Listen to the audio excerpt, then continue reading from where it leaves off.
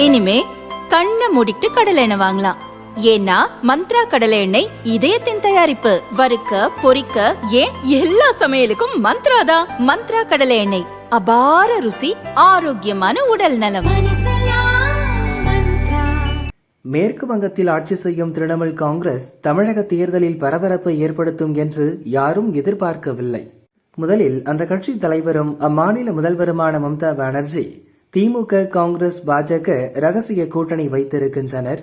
அதனால்தான் மேற்கு வங்கத்தின் 600 தேர்தல் அதிகாரிகளை தமிழக தேர்தல் பணிக்கு அனுப்பிவிட்டனர் என்று வழக்கம் போல் நம்ப முடியாத ஒரு விஷயத்தை சொன்னது திமுகவிற்கு அதிர்ச்சியை ஏற்படுத்தியது. அதே சமயம் திரிணாமுலுக்கு தமிழகத்தில் ஒரு கிளை இருக்கிறது. அதற்கு ஒரு பொதுச் செயலரும் இருக்கிறார். அவர் பெயரில் தமிழக தேர்தலில் அதிமுகவிற்கு திரிணாமுல் ஆதரவளிக்கிறது என்று ஒரு அறிக்கை சமூக வலைதளங்களில் வெளியாகி ஒரு நாள் முழுதும் இண்டி கூட்டணியின் நிலை குறித்த பேசுபொருளானது. இது பற்றி தமிழக திரிணாமுல் பொதுச் செயலர் ஹக்கீமிடம் கேட்டபோது, திமுக கூட்டணிக்கு ஆதரவளித்து நான் எழுதிய கடிதத்தை அதிமுகவுக்கு ஆதரவளிப்பது போல மாற்றி வெளியிட்டுள்ளனர். இதற்கு விளக்கம் சொல்லியே அலுத்து விட்டது. இதை எப்படி சரி செய்வது என புரியாமல் தவித்து வருகிறேன் என்றார். ஹக்கீமை பாதித்தது போல் களத்தில் உள்ள வேட்பாளர்கள் பெரும்பாலானோரை பாதித்து வருகின்றன சமூக ஊடக போலி செய்திகள். இதற்கு நிறைய உதாரணங்கள் உள்ளன. அதில் முதலாவது, கடந்த 2021 சட்டசபை தேர்தலில் சென்னை ராயபுரம் தொகுதியில் முன்னாள் அமைச்சர் ஜெயக்குமார் தோல்வியடைந்தார். பாஜகவுடன் கூட்டணி வைத்ததால் சிறுபான்மையினர் ஓட்டுகள் கிடைக்காமல் தோல்வியடைந்தேன் என அப்போது அவர் கூறியிருந்தார்.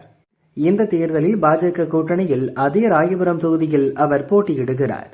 இந்நிலையில் முஸ்லிம் ஓட்டுகள் இல்லாமலேயே ராயபுரத்தில் வெற்றி பெறுவேன் என ஜெயக்குமார் பேசியது போன்ற ஒரு போலி செய்தி சமூக ஊடகங்களில் வேகமாக பரவியது. அதிர்ச்சியடைந்த ஜெயக்குமார் அவசரமாக மறுப்பு தெரிவித்தார். இது தொடர்பாக அவரிடம் கேட்டபோது, என்னுடன் நேரடியாக மோத முடியாத கோழைகள் இத்தனை ஆண்டுகளாக இரத்தமும் சதையுமாய் பழகிக் கொண்டிருக்கும் என் முஸ்லிம் உறவுகளுடனான பிணைப்பை முறிக்க ஆசைப்பட்டு குழந்தைத்தனமாக இதுபோன்று பதிவிடுவது சிரிப்பைதான் வரவழைக்கிறது என்றார். அதேபோல மற்றொரு சம்பவம், மதுரை மத்திய தொகுதியில் புதிய நீதி கட்சி சார்பில் இரட்டை இலை சின்னத்தில் திரைப்பட இயக்குனர் சுந்தர் சி போட்டியிடுகிறார். இந்த தொகுதிக்குள் மதுரை மீனாட்சியம்மன் கோவில் உள்ளது. தேர்தலில் வெற்றி பெற்றால் மீனாட்சியம்மன் கோவிலை சுற்றிலும் இறைச்சி விற்பனையை தடை செய்து கோவில் நகரத்தின் புனிதத்தை பாதுகாப்பேன் என்று சுந்தர் சி பேசியதாக சமூக ஊடகங்களில் தகவல்கள் வெளியாகின.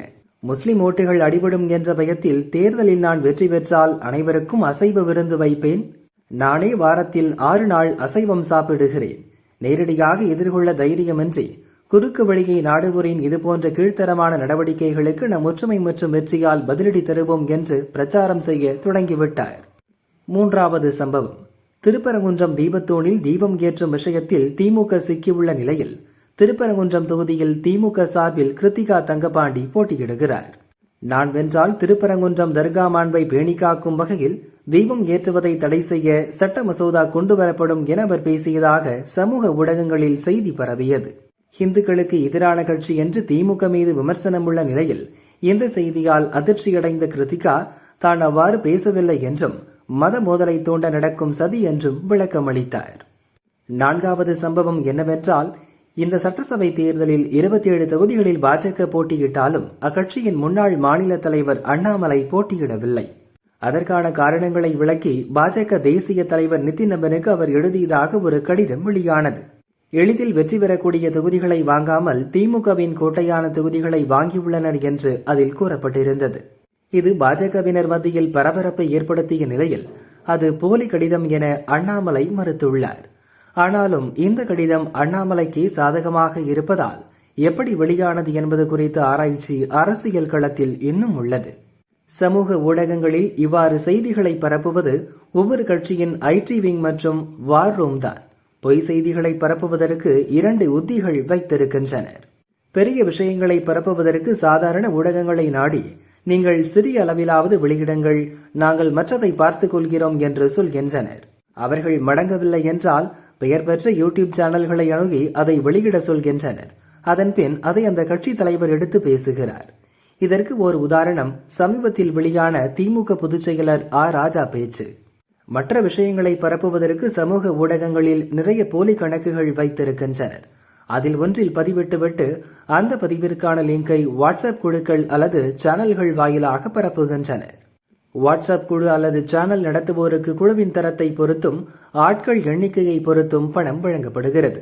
இன்றைய நிலையில் சாதாரண வாட்ஸ்அப் குழுக்களுக்கு பொய் செய்தி ஒன்றுக்கு 50,000 ரூபாய் வரை வழங்கப்படுகிறது.